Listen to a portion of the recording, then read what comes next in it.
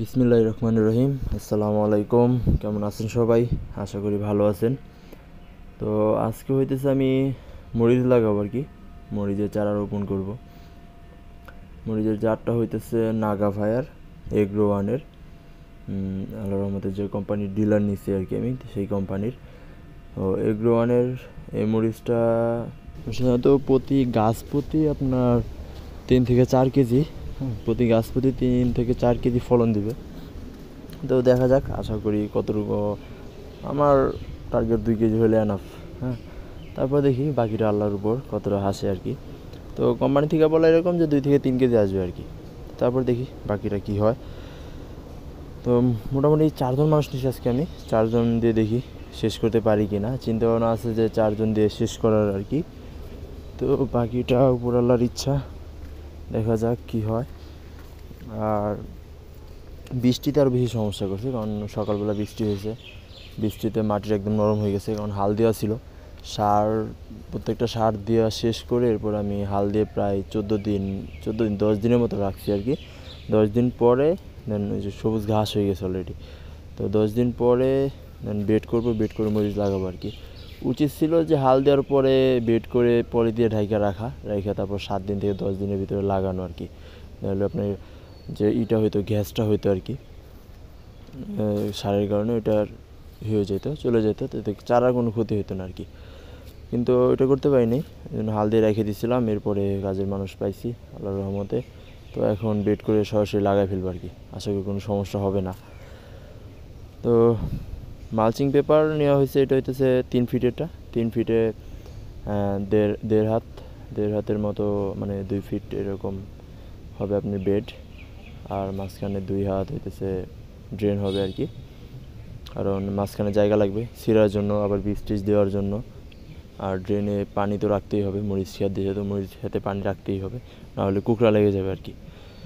তো এর জন্য ওইভাবে বেড করা 3 ফিটের। আর 2 পাশ দিয়ে চারা হবে, চারার দূরত্ব 1 হাত বাই 1 হাত, মানে সব দিকে 1 হাত আর কি, 1 হাত দূরে হবে আর কি।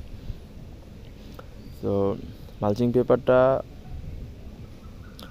এগুলোন থেকে আনা না, অন্য জায়গা থেকে আনা, মানে আরেকজন বাসার পাশে একজনের ছিল অতিরিক্ত, ওনার এখন দরকার 4 ফিটেরটা।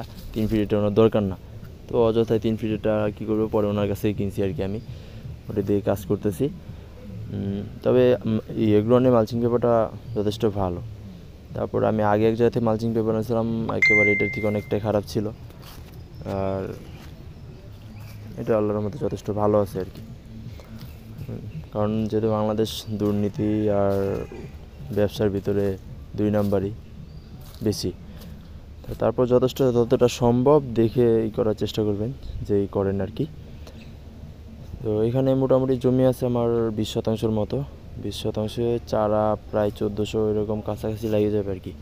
তারপরে দেখা যাক কতগুলো লাগে আর কি। তো এই মাঝখানে আবার বৃষ্টিতে খুব সমস্যা করে দিচ্ছিল আর কি। মাঝে মাঝে বৃষ্টি আসতেছিল, আকাশ মেঘলা, আবহাওয়া খুবই খারাপ। তো তারপরেও যে কাজের মানুষগুলো নিছি, ওনারা যথেষ্ট কাজ করছে, বৃষ্টিতে ভিজেও কাজ করছে। এরকম করছে যে বৃষ্টিতে ভিজতেছে, মাথায় পল্লি দিয়ে তারপরেও কাজ করছে আর কি। তার মধ্যে অনেকটা হেল্প করছে ওনারা। কারণ বেড করার পর যদি মাটিটা ভিজে যায়, তাহলে এরকম বেডটা মানে সমান করা যায় না পরবর্তীতে মাটিগুলো। তাহলে বেড আঁকাবাঁকা হয় আর কি, পানি গাছের গোড়ায় যাওয়ার চান্স থাকে। তো এখন যথেষ্ট সুন্দর হয়েছে আর কি আল্লাহর রহমতে। তো ফুল ভিডিও দেখতে থাকেন, আশা করি অনেক ভালো লাগবে, কিছু শিখতে পারবেন। আমার জন্য দোয়া রাখবেন। আল্লাহ হাফেজ।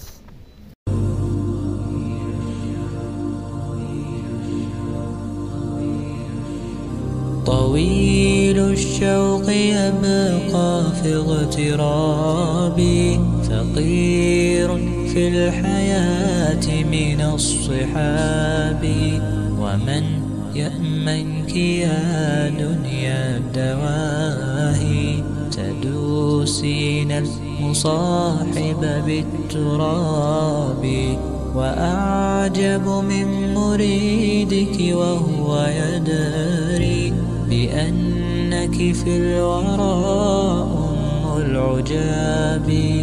ولولا أن لي معنى جميلا لبعت المكث فيها بالذهاب.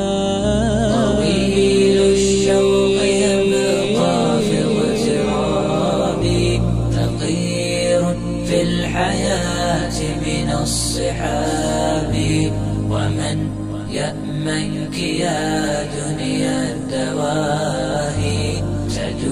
سينت مصاحب بالتراب وأعجب من مريدك وهو يدري بأنك في الورى أم العجاب ولولا أن لي معنى جميلا لبعت المكث فيها بالذهاب رأيت الله في ذا الكون ربا جميع الكائنات له تحابي شواهد أنه فرد جليل على رغم المجاهر بالكلاب رأيت الله في ذا الكون ربا